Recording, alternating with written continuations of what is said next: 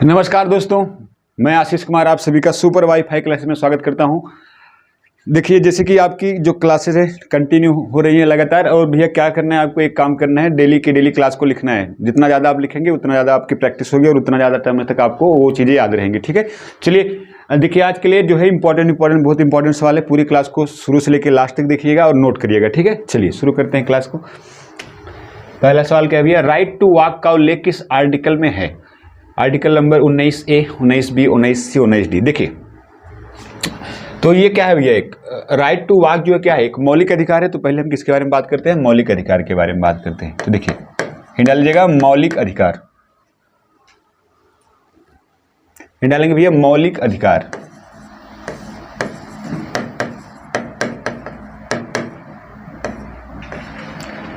तो अगर मौलिक अधिकारों की हम बात करते हैं, मौलिक अधिकार का जो उल्लेख है, मौलिक अधिकार का जो उल्लेख है, मौलिक अधिकार का जो उल्लेख है ये कौन से भाग में है? तो भाग संख्या किसमें है? 3। मौलिक अधिकारों का उल्लेख कौन से भाग में है? भाग संख्या 3 में है। भाग संख्या 3 में है, कौन से आर्टिकल में है? तो कौन से अनुच्छेद में है? तो याद रखिए कौन से अनुच्छेद में है? तो अनुच्छेद नंबर 12 से लेके 35 तक है। कौन से लेके भैया? अनुच्छेद नंबर 12 से लेके 35 तक है। अगर आपसे कहें मौलिक अधिकारों का उल्लेख कौन से आर्टिकल से कौन से आर्टिकल तक है, तो 12 से लेकर 35 तक है। कौन से भाग में? तो भाग संख्या 3 में है।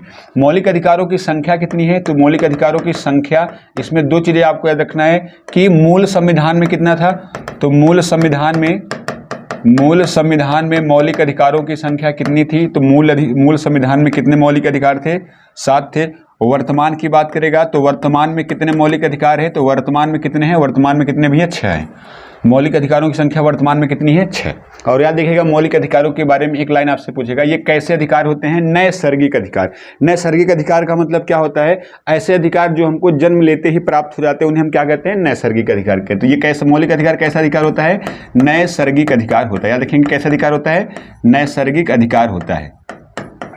कैसा अधिकार होता है? नैसर्गिक अधिकार। क्या ये वाद योग्य होता है कि नहीं होता है? बिल्कुल, ये वाद योग्य होता है। याद रखिएगा, ये वाद योग्य होता है भैया, ये वाद योग्य होता है, ये वाद योग्य होता है। याद रखेंगे, ये वाद योग्य होता है। और कैसा अधिकार होता है? नैसर्गिक अधिकार होता है और वाद योग्य होता है। ठीक है, तो यानी अगर इसका कोई उल्लंघन करता है तो आप उसके खिलाफ केस कर सकते हैं। इसका शॉर्ट मीनिंग क्या होता है? वाद योग। शॉर्ट मीनिंग क्या होता है? वाद योग होता है। ठीक है, अब देखिए, अगर मौलिक अधिकारों की बात करें तो कौन कौन से मौलिक अधिकार हैं? 6 मौलिक अधिकार कौन कौन से हैं? और देखिए, जो मौलिक अधिकार हैं, मौलिक अधिकारों को कहां से ग्रहण किया गया है? तो मौलिक अधिकारों को ग्रहण कहां से किया गया है? ये आपका कहां से ग्रहण किया गया है? अमेरिका से। कई बार सवाल पूछा गया है कि मौलिक अधिकारों को किस देश से लिया गया है, तो आपको आंसर क्या देना भैया? अमेरिका से। कहां से लिया गया है मौलिक अधिकारों को? अमेरिका से लिया गया है। मौलिक अधिकारों की संख्या कितनी है? 6 है। इनकी संख्या कितनी है? हमने आपको पहले बता दिया, संख्या वर्तमान में कितनी है? 6। और कौन कौन से 6 है वो आपको क्रम से याद होने चाहिए, क्रम से याद होने चाहिए। तो पहला कौन सा मौलिक अधिकार होता है? तो पहला कौन सा? तो ये समानता का अधिकार। कौन सा होता है? समानता का अधिकार। पहला क्या होता है? समानता का अधिकार। कौन से आर्टिकल से लेके? 14 से लेके आर्टिकल नंबर 18 तक। कौन से आर्टिकल से कौन से आर्टिकल थे? अनुच्छेद नंबर 14 से लेके 18 तक। दूसरा क्या है भैया? स्वतंत्रता का अधिकार। दूसरा क्या है? स्वतंत्रता का अधिकार। कौन से आर्टिकल से लेके कौन से आर्टिकल तक है? ये आपका 19 से लेके कहां तक भैया? 22 तक है। 19 से लेके कहां तक? 22 तक है। आर्टिकल नंबर जो आपका स्वतंत्रता का अधिकार है, कौन से आर्टिकल से कौन से आर्टिकल थे? 19 से लेके 22 तक। तीसरा जो आपका है शोषण के विरुद्ध अधिकार। याद रखिएगा, शोषण के विरुद्ध अधिकार। शोषण के विरुद्ध जो अधिकार है, शोषण के विरुद्ध जो अधिकार है, कौन से आर्टिकल से कौन से आर्टिकल है? तो आर्टिकल नंबर 23 से लेके कौन सा आर्टिकल है? आर्टिकल नंबर 24 तक है। तो समानता का अधिकार, स्वतंत्रता का अधिकार, शोषण के विरुद्ध अधिकार, आपके ये 3 अधिकार हो गए। चौथा अधिकार आपका कौन सा होता है? चलिए यहां पे लिख देते हैं। जो आपका चौथा मौलिक अधिकार है, चौथा मौलिक अधिकार क्या होता है भैया? तो याद रखिए, चौथा जो मौलिक अधिकार होता है, चौथा जो मौलिक अधिकार है आपका, यहां लिख दें, चौथा जो मौलिक अधिकार है आपका, तो याद रखिए चौथा जो मौलिक अधिकार है कौन सा भैया? समानता का अधिकार, स्वतंत्रता का अधिकार, शोषण के विरुद्ध, और क्या है? धार्मिक स्वतंत्रता का अधिकार। क्या है भैया? धार्मिक स्वतंत्रता का अधिकार। कौन से आर्टिकल से कौन से आर्टिकल थे? तो आर्टिकल नंबर 25 से लेके आर्टिकल नंबर कौन सा तक भैया? 28 तक है। धार्मिक स्वतंत्रता का अधिकार कौन से आर्टिकल से कौन तक है? तो आर्टिकल नंबर 25 से लेके आर्टिकल नंबर 28 तक है। इसका नाम 5वां मौलिक अधिकार कौन सा? तो याद रखिएगा सांस्कृतिक का अधिकार। कौन सा भैया? सांस्कृतिक अधिकार। संस्कृति एवं शिक्षा का अधिकार। संस्कृति एवं शिक्षा का अधिकार कौन से आर्टिकल में है भैया? तो याद रखिएगा अनुच्छेद नंबर 29 से लेकर अनुच्छेद नंबर 32 तक। क्या देखेंगे, छठवां मौलिक अधिकार कौन सा होता है, तो याद रखिएगा संवैधानिक उपचारों का अधिकार। कौन सा भैया, संवैधानिक उपचारों का अधिकार। कौन सा होता है, संवैधानिक उपचारों का अधिकार। संवैधानिक उपचारों का अधिकार, संवैधानिक उपचार जो होता है ये कौन सा मौलिक अधिकार होता है, छठवें नंबर का होता है। कौन से आर्टिकल में है, तो आर्टिकल नंबर कौन से भैया, 32 नंबर आर्टिकल में। कौन से आर्टिकल में, याद देखिएगा मौलिक अधिकार जो है आपका, इसमें संवैधानिक उपचारों का अधिकार कौन से आर्टिकल में आता है, अनुच्छेद नंबर 32 में आता है। ये आपके मौलिक अधिकार हैं, ठीक है। इसके अलावा आप देखिए, इसमें हमने बात इसकी है right to walk. Right to walk तो किस में आएगा, किस में आएगा भैया, राइट टू वॉक किस में आएगा, स्वतंत्रता के अधिकार में आएगा। किस में आएगा, स्वतंत्रता के अधिकार में आएगा। स्वतंत्रता के अधिकार में कौन सा आर्टिकल है, आर्टिकल नंबर 19। तो 19A है, 19B है, 19C है, 19D है। इसके अलावा क्या है भैया, यहां लिख देते हैं, एक है 19E है, एक आपका 19E हो गया, एक आपका कौन सा है 19 आपका, एक इसमें कौन सा आता है भैया, जी आता है। तो आर्टिकल नंबर जो 19 है उसके कितने भाग में है, तो उसके कितने डिवाइडेशन किए गए, 6 डिवाइडेशन किए गए। 19A में क्या है, तो A में क्या है भैया, 19A में क्या है, विचार एवं अभिव्यक्ति। A में क्या है, अभिव्यक्ति। चलिए यहां पे लिख देते हैं, A में क्या है भैया, A में है अभिव्यक्ति।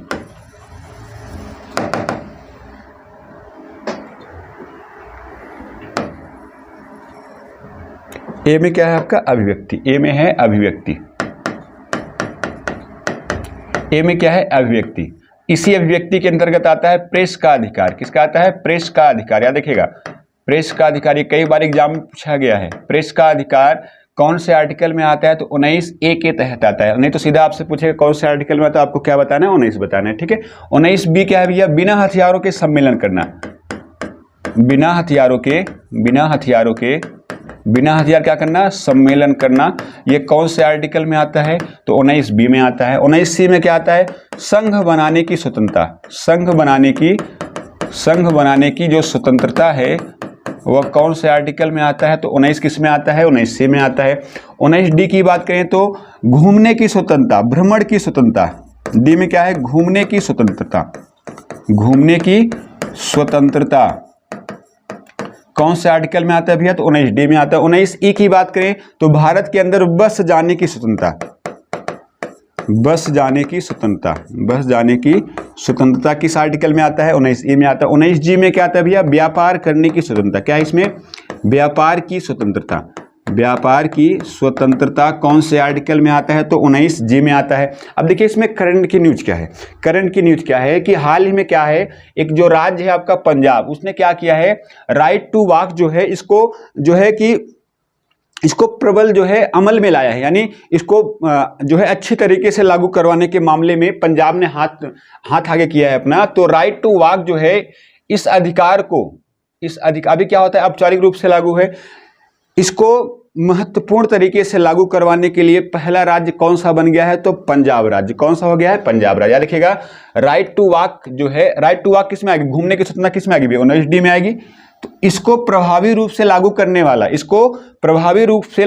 वाला राज्य कौन सा है, इसको प्रभावी रूप से 19D को लिख देते हैं यहां पे, 19D को प्रभावी रूप से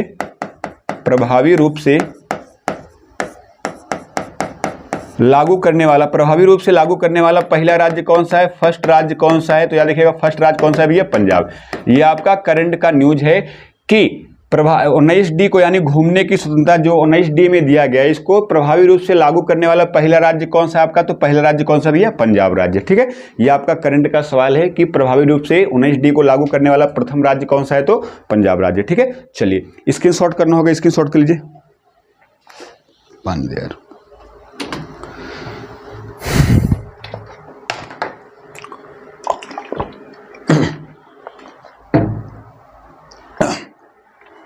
चलिए नेक्स्ट चलते हैं सवाल की तरफ। अगला सवाल क्या है, स्वतंत्र भारत का पहला संसद सत्र कब शुरू हुआ? आपके ऑप्शन हैं 13 मई 1952, 3 अप्रैल 1952, 23 अगस्त 1954, 17 अप्रैल 1952। देखिए याद रखना भैया, जो है आपका 3 अप्रैल 1952 में, 3 अप्रैल 1952 में किसका गठन किया गया है, काउंसिल ऑफ स्टेट। किसका गठन किया गया, काउंसिल ऑफ स्टेट। किसका गठन किया गया, काउंसिल ऑफ स्टेट।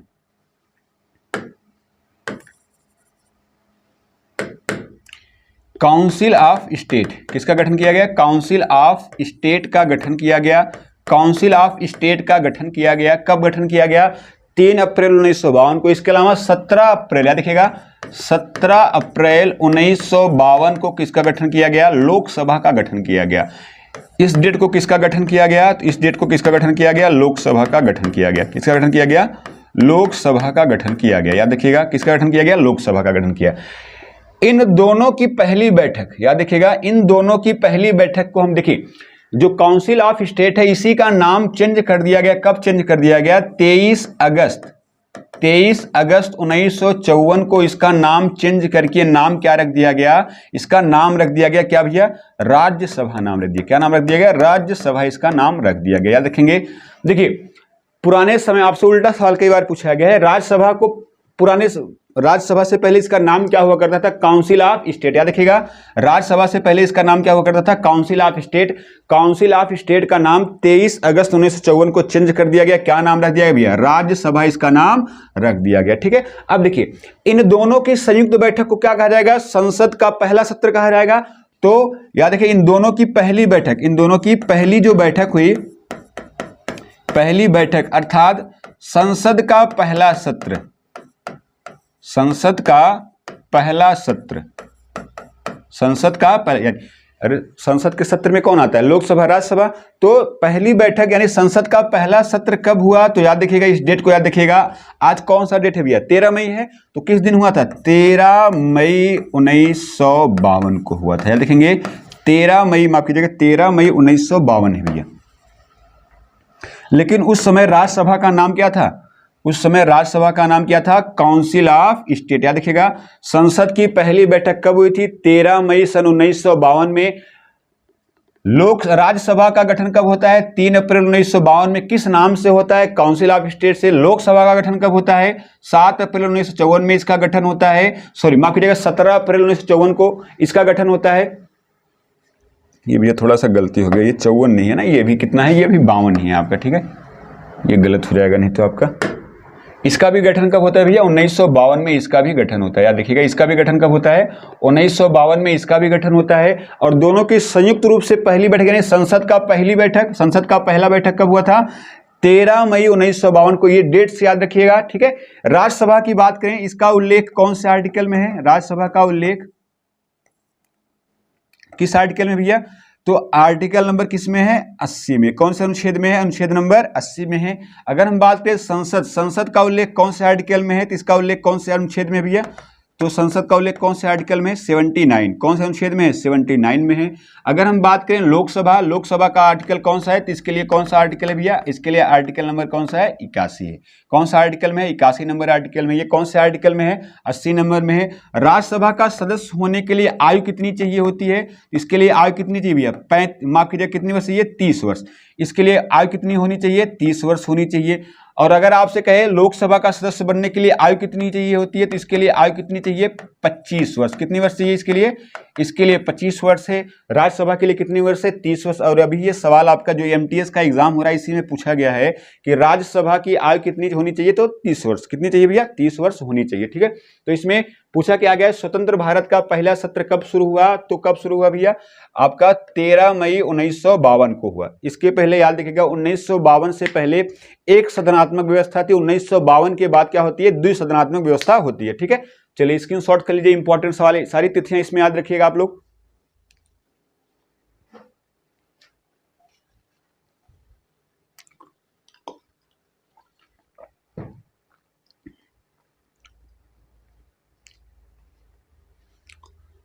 चलिए नेक्स्ट सवाल देते हैं।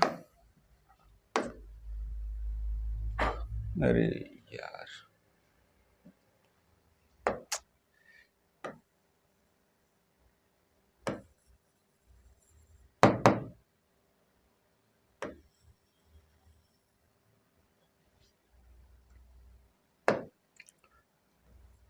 चलो भैया इसको आप लोग ना देख लीजिए क्या है। ये 23 अगस्त 1954 है। ठीक है, चलिए नेक्स्ट चलते हैं।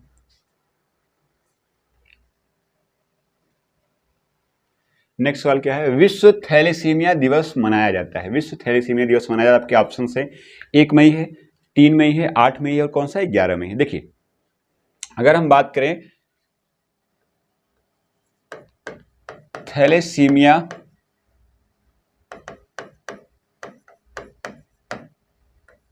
विश्व थैलेसीमिया फेडरेशन, विश्व थैलेसीमिया फेडरेशन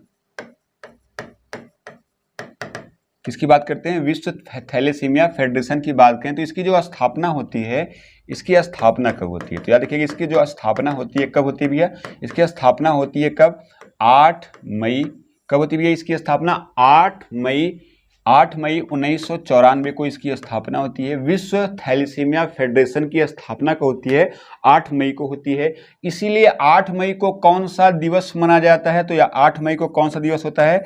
थैलेसीमिया दिवस। कौन सा दिवस होता है? थैलेसीमिया दिवस होता है। याद रखेंगे कौन सा दिवस होता है? थैलेसीमिया दिवस होता है। कब होता है थैलेसीमिया दिवस? कब होता है भैया? 8 मई को होता है। कब होता है? 8 मई को होता है। देखिए थैलेसीमिया की बात करें, विश्व थैलेसीमिया फेडरेशन अगर बात करें, इसके संस्थापक कौन थे? तो इसके संस्थापक याद रखिएगा, इसके संस्थापक का नाम क्या है? तो इसके संस्थापक का नाम क्या है? पानोस।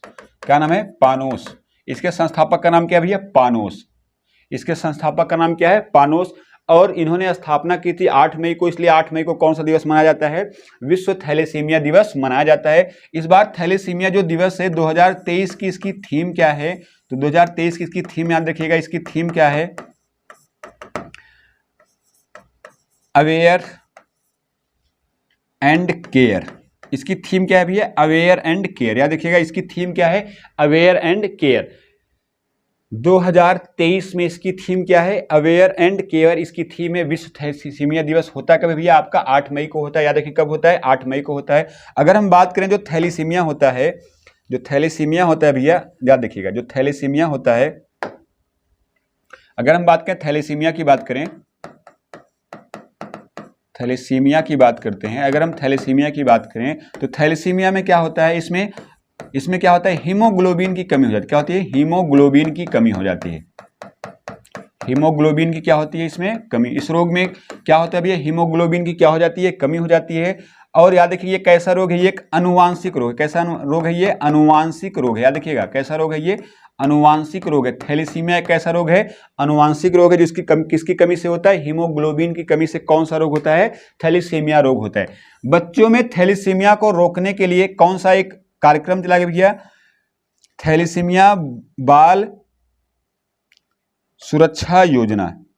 क्या नाम है इसका? TBSY, थैलेसीमिया बाल सेवा योजना। इसकी शुरुआत कब हुई थी? थैलेसीमिया बाल सेवा की शुरुआत कब हुई? तो याद रखिएगा इसकी शुरुआत कब हुई? इसकी शुरुआत हुई भैया सन 2017 में। थैलेसीमिया बाल सेवा की शुरुआत कब होती है? सन 2017 में होती है। 2022 में इसका दूसरा संस्करण पूरा हो गया है। दूसरा संस्करण इसका क्या हो गया है? दूसरा संस्करण इसका क्या हो गया है? पूरा हो गया है। इसका तीसरा संस्करण लॉन्च किया गया है। तीसरा संस्करण शुरू किया गया है। कब से शुरू किया गया है? तो अभी आज ही। कब शुरू किया गया? 8 मई को शुरू किया गया। कब शुरू किया गया? 8 मई 2023 को इसका कौन सा संस्करण लॉन्च किया गया है? याद देखिए कौन से नंबर का संस्करण इसका लॉन्च किया गया है? तीसरा संस्करण लॉन्च किया गया है। कब लॉन्च किया गया? डेट को याद रखिएगा, 8 मई 2023 को लॉन्च किया गया है। याद रखेंगे 8 मई 2023 को लॉन्च किया गया है। इसके अलावा अगर आपसे पूछे जो TBSY यानी थैलेसीमिया बाल सेवा जो योजना है, ये किस कार्यक्रम का एक अंग है भैया? याद रखिएगा NHM, नेशनल क्या भैया? नेशनल हेल्थ मिशन, राष्ट्रीय स्वास्थ्य योजना। इसकी शुरुआत कब हुई थी भैया? 2005 में हुई थी। याद रखिएगा राष्ट्रीय स्वास्थ्य मिशन की शुरुआत कब हुई? 2005 में। इसी स्वास्थ्य मिशन के तहत एक कार्यक्रम चलाया जा रहा है। क्या नाम है उसका?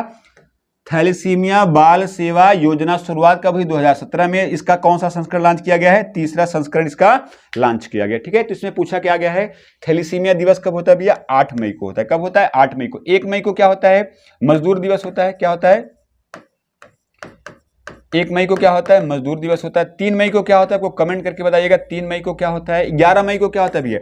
राष्ट्रीय तकनीकी दिवस। क्या होता है? राष्ट्रीय तकनीकी दिवस। राष्ट्रीय तकनीकी दिवस कब होता है? तो राष्ट्रीय तकनीकी दिवस आपका कब मनाया जाता है? 11 मई को। क्यों? क्योंकि 11 मई 1998 को क्या हुआ था भैया?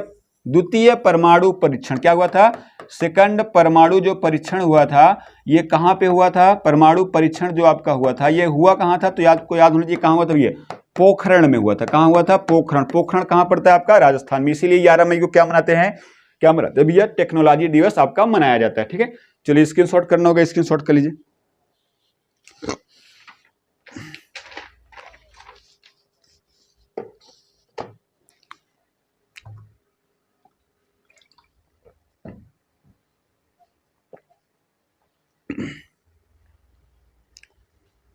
चलिए नेक्स्ट चलते हैं। एक सरकारी पैनल, चैनल लिख दिया यहाँ पे, पैनल, एक सरकारी पैनल के रिपोर्ट के अनुसार डीजल वाहनों पर प्रतिबंध कब तक लगाया जा सकता है?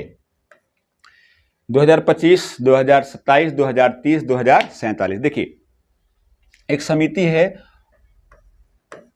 ऊर्जा संक्रमण समिति, ऊर्जा संक्रमण समिति। कौन समिति है?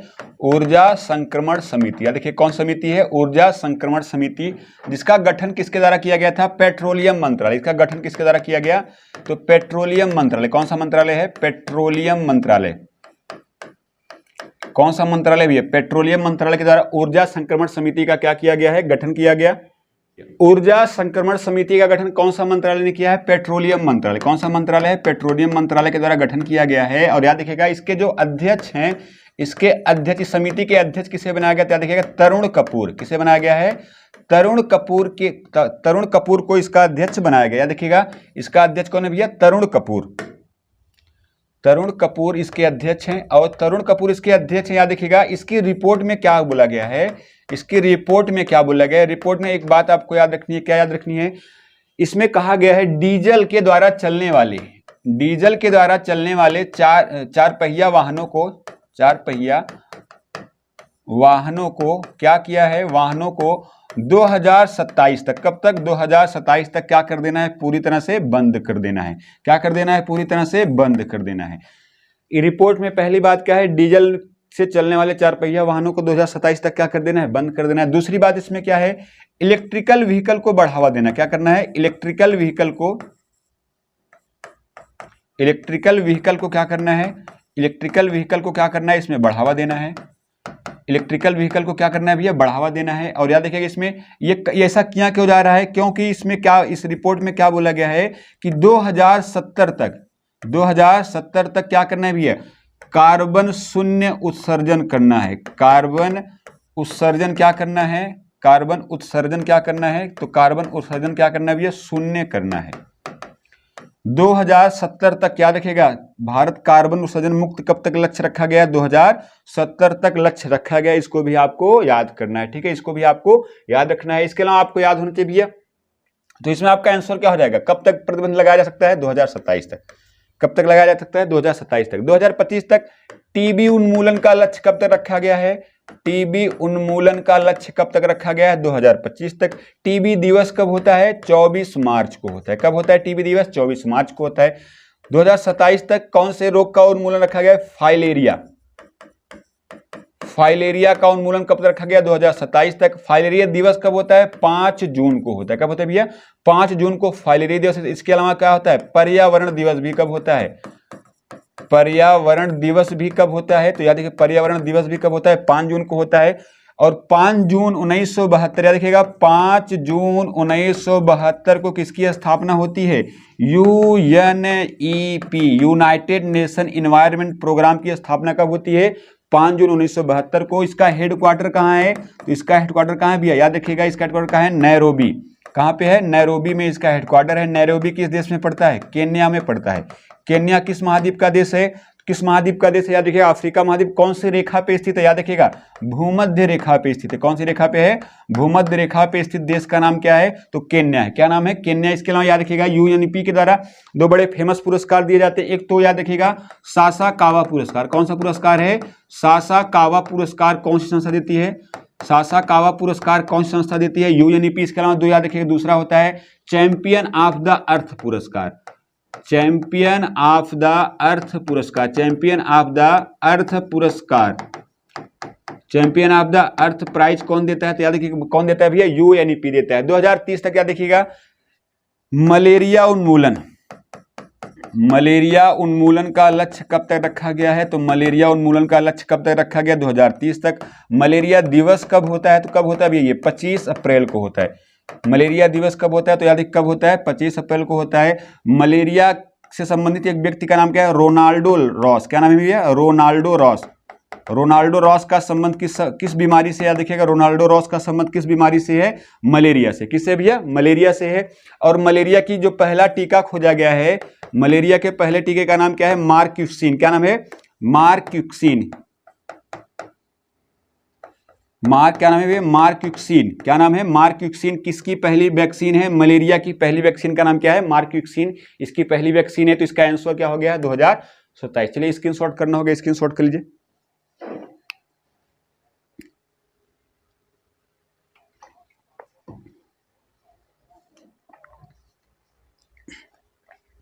चलिए नेक्स्ट चलते हैं। अगला सवाल क्या है आपका? जो जीनोम इंडिया प्रोजेक्ट को की शुरुआत कब की गई थी? आपके ऑप्शन हैं 2018, 2020, 2005, 2007। तो क्या होगा बताइए। पहली बात तो आपको समझना होगा जीनोम कहते किसे। देखिए जीनोम क्या होता है भैया, देखिए आपने पहले भी पढ़ा होगा डीएनए, डीएनए पढ़ा होगा। इस तरह से कुछ इसका मॉडल होता है डीएनए। ये क्या होता है? डीएनए होता है। तो डीएनए की जो एक इकाई होती है, ये जो एक हिस्सा होता है डीएनए का, इसको क्या बोलते हैं हम? इसको बोलते हैं जीनोम। क्या बोलते हैं इसको? जीनोम बोलते हैं। क्या बोलते हैं? जीनोम बोलते हैं। डीएनए के एक हिस्से को, एक भाग को हम क्या बोलते हैं? जीनोम बोलते हैं। क्या बोलते हैं? जीनोम बोलते हैं। डीएनए के एक हिस्से को क्या बोलते हैं? जीनोम बोलते हैं। और डीएनए का कौन सा मॉडल है? डबल हेक्सिल मॉडल है। कौन सा मॉडल है? डबल हेक्सिल मॉडल है। और इसी को अगर हम बीच से काट के अलग कर दें तो क्या बन जाएगा भैया? आरएनए बन जाएगा। क्या बन जाएगा? आरएनए बन जाएगा। तो डीएनए के एक हिस्से को क्या बोला गया? अभी यहां पे क्या बोला गया? जीनोम बोला गया। तो देखिए जो डीएनए होता है, जो डीएनए होता है, ये कैसा पदार्थ है? एक आनुवांशिक पदार्थ है। कैसा है? आनुवांशिक पदार्थ है। कैसा पदार्थ है? आनुवांशिक पदार्थ है। तो जीनोम भी कैसा पदार्थ होगा? एक आनुवांशिक पदार्थ होगा। डीएनए का एक हिस्सा क्या कहलाता है? एक हिस्सा क्या कहलाएगा? तो एक हिस्सा क्या कहलाता है? इसका एक हिस्सा क्या कहलाएगा भैया? जीनोम कहलाएगा। क्या कहलाएगा? जीनोम। तो जीनोम में होता क्या है? तो देखिए जितनी भी आनुवांशिक चीजें होती है उसका पता किससे लगा सकते हैं हम? जीनोम से। जैसे हमारे पास दो हाथ हैं, अगर दो हाथ हैं, दो आंख है, अगर किसी को हमारा डीएनए मिल जाए तो वह पता लगा सकता है कि हमारी आदतें क्या थी, हम कितने वर्ष तक जिए, हमारी संरचना कैसी थी। इस तरह की जो चीजें होती हैं, जो कोड होता है, वो किस में छिपा होता है? जीनोम, या कह सकते हैं डीएनए में होता है, क्योंकि डीएनए का हिस्सा ही क्या है? जीनोम है। तो जो जीनोम होता है, इससे क्या क्या पता लगा सकते हैं भैया? तो याद देखिएगा, इससे आप आनुवांशिक, ये एक आनुवांशिक पदार्थ है, तो आनुवांशिक पदार्थ से आकृति का पता लगा सकते हैं, आपकी बनावट का पता लगा सकते हैं, आपकी आदतों का पता लगा सकते हैं। ये सब चीजें किससे पता कर सकते हैं? जीनोम। किससे पता कर सकते हैं? जीनोम, यानी डीएनए से पता कर सकते हैं। और डीएनए में याद रखिएगा, डीएनए के कितने आधार होते हैं? तो डीएनए के कितने आधार होते हैं? 4 आधार होते हैं। कितने आधार होते हैं? 4 आधार होते हैं। कौन कौन से आधार होते हैं? एडेनिन होता है, थायमिन होता है, ग्वानिन होता है, और कौन होता है भैया? साइटोसिन होता है। एनिन होता है, और कौन सा भैया? एक आपका हो गया एडेनिन हो गया, थायमिन हो गया, ग्वानिन हो गया, और साइटोसिन। याद देखिए इसका नाम लिख लेते हैं यहाँ पे हम। क्या हो गया? एडेनिन हो गया, एडेनिन हो गया, ये क्या हो गया? थायमिन हो गया। कितने क्षारक होते हैं या आधार कह सकते हैं, क्या कह सकते हैं? इसको हम क्या बोलते हैं? डीएनए क्षारक बोलते हैं। इसको क्या बोलते हैं हम? इन चारों को मिला के क्या बोलते हैं? डीएनए क्षारक बोलते हैं। और ये क्या होता है भैया? ग्वानिन होता है। क्या होता है? ग्वानिन होता है। और ये क्या होता है? साइटोसिन होता है। ये क्या होता है? साइटोसिन होता है। जो आपका एडेनिन होता है वह थायमिन से सिंगल बॉन्ड के द्वारा जुड़ा होता है, और जो ग्वानिन होता है वह साइटोसिन के द्वारा किससे? डबल बांध के द्वारा जुड़ा होता है। और इन चारों को मिला के हम क्या बोलते हैं? इन चारों को मिला के क्या बोलते हैं भैया? तो इन चारों को मिला के हम क्या बोलते हैं? इन चारों को मिला के हम बोलते हैं डीएनए क्षारक। क्या बोलते हैं? इन चारों को मिला के डीएनए क्षारक। इन चारों को मिला के बोला जाता है। क्या बोला जाता है? डीएनए क्षारक बोला जाता है इन चारों को मिला के। याद रखिएगा कौन कौन सा है? एडेनिन है, याद रखिए कई बार एग्जाम में पूछा गया भैया। एडेनिन है, थायमिन है, ग्वानिन है, और कौन है? साइटोसिन है। कैसे याद करना है? एटीजीसी। कैसे याद करना है? ATGC, ATGC, ATGC. एटी किससे मिला है? ए किससे मिला है? टी। जी किससे मिला है? सी से। एटीजीसी। ए का मतलब एडेनिन, टी का मतलब थायमिन, जी का मतलब ग्वानिन, सी का मतलब साइटोसिन। याद रखिएगा डीएनए में कितने क्षारक होते हैं? 4 होते हैं। अब देखिए जीनोम इंडिया प्रोजेक्ट, इसका काम क्या है? तो इसका काम क्या है भैया? इससे क्या फायदा क्या होगा? इससे फायदा क्या होगा कि भारत के अंदर जो है बनावट भारत के लोगों की बनावट समझने में, भारत के लोगों की आदतें समझने में एक एक प्रकार से डाटा तैयार किया जाएगा, जिसको किस प्रोजेक्ट के तहत तैयार किया जाएगा, जीनोम इंडिया प्रोजेक्ट के तहत किया जाएगा। और इसकी शुरुआत कब हुई थी? इसकी शुरुआत हुई थी सन 2020 में इसकी शुरुआत की गई थी। याद रखिएगा, जीनोम इंडिया प्रोजेक्ट की शुरुआत कब की गई? सन 2020 में। और इसका संचालन कौन कर रहा है? तो इसका संचालन कौन कर रहा है? तो भैया इसका संचालन याद रखिएगा, भारतीय विज्ञान अनुसंधान, भारतीय विज्ञान अनुसंधान की एक इकाई जो है, इसकी एक इकाई, और इसकी एक इकाई कौन सी इकाई? मस्तिष्क अनुसंधान। इसकी एक इकाई क्या है? मस्तिष्क अनुसंधान केंद्र। और ये कहां पे है? तो ये है बेंगलुरु में। एक तो देखिए, एक तो मस्तिष्क अनुसंधान कहां पे? आपका हरियाणा में भी है। तो मस्तिष्क अनुसंधान ये कहां पे? ये वाला कहां पे? बेंगलुरु में। कौन है भैया? ये बेंगलुरु में। याद रखिएगा, इस प्रोजेक्ट को कौन हैंडल कर रहा है? तो भारतीय विज्ञान अनुसंधान, इसकी एक शाखा क्या है? मस्तिष्क अनुसंधान केंद्र। और कहां पे है ये? बेंगलुरु में। और शुरुआत कब हुई? सन 2020 में। याद रखिएगा, जीनोम इंडिया प्रोजेक्ट की शुरुआत कब की गई? सन 2020 में की गई। कब की गई भैया? सन 2020 में की गई। ठीक है, तो ये भैया आज आपके सवाल थे, थोड़ा टेक्निकल सवाल थे। आई होप आपको समझ में जरूर आया होगा। क्लास कैसी लगी कमेंट बॉक्स में कमेंट करके जरूर बताइएगा। आज की क्लास को यहीं पे समाप्त करते हैं। और आपको पढ़ाई डेली करनी है, ठीक है, चाहे आप कहीं से भी पढ़िए, कहीं किसी भी प्लेटफॉर्म से पढ़िए, ऑनलाइन पढ़िए, ऑफलाइन, कहीं से भी, आप जहाँ से भी पढ़ सकते हैं। डेली पढ़ाई करिए, पढ़ाई एक दिन छूटेगी आपका बहुत ज़्यादा नुकसान होगा। ठीक है, चलिए क्लास को यहीं पर समाप्त करते हैं। और चैनल को लाइक एवं सब्सक्राइब जरूर करिएगा। धन्यवाद।